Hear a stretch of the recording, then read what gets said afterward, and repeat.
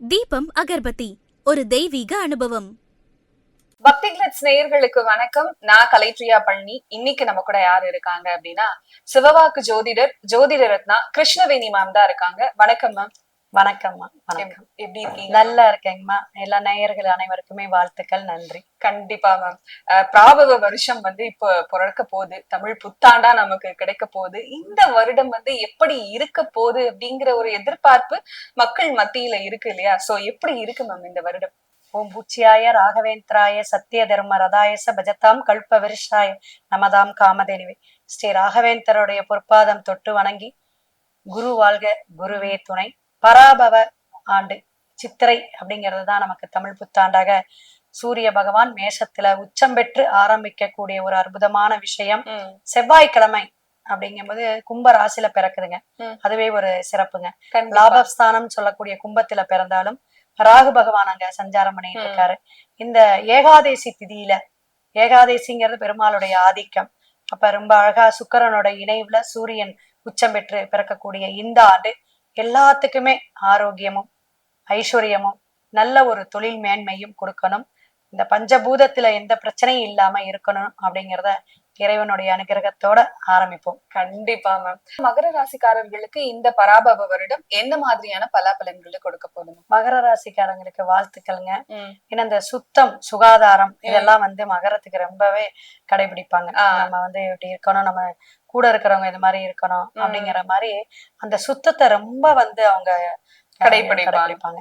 இவங்களுக்கு சனி பகவானுடைய இடமா இருக்கிறதுனால 3ஆம் இடத்துல முயற்சி ஸ்தானத்துல இருந்து 3 கிரகங்கள் இப்ப இருக்கிறதுனால சின்ன சின்ன தடை தாமதங்கள் கொடுத்தாலும் மற்ற தாக்கம் அப்படிங்கறது கொஞ்சம் குறைஞ்சிருச்சுன்னு வச்சுங்களேன்.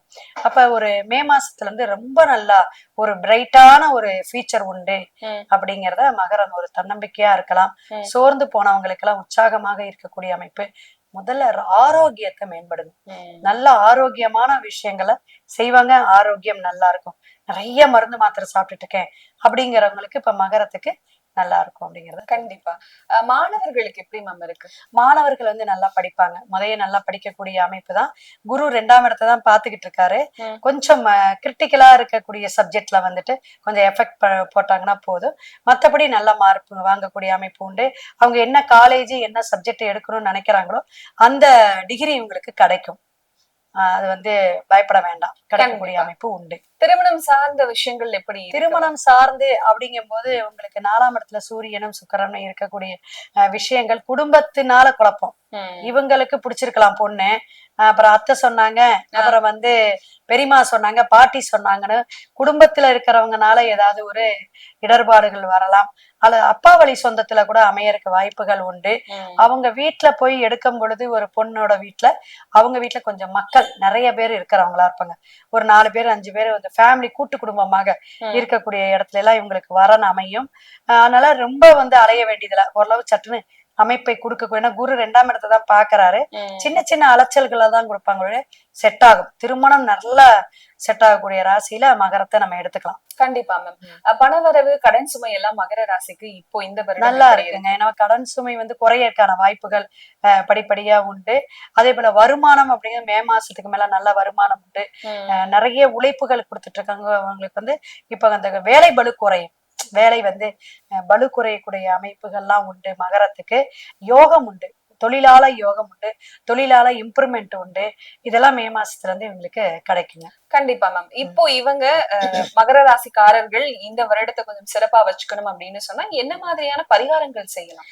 பரிகாரம் அப்படின்னு சொல்லும் போது இவங்களுக்கு செவ்வாய் சனி இருக்கனால அருகில் உள்ள காவல் தெய்வ வழிபாடு நல்லா இருக்கும். அம்மனுக்கு அபிஷேகத்துக்கு கொடுக்கலாம். அதே போல பெருமாள் வழிபாடு, திருவோண நட்சத்திரம் இருக்கிறதுனால நின்ற கோல பெருமாள் அப்படிங்கிறதே போய் வழிபாடு எடுக்கும் போது நல்லா இருக்கும்.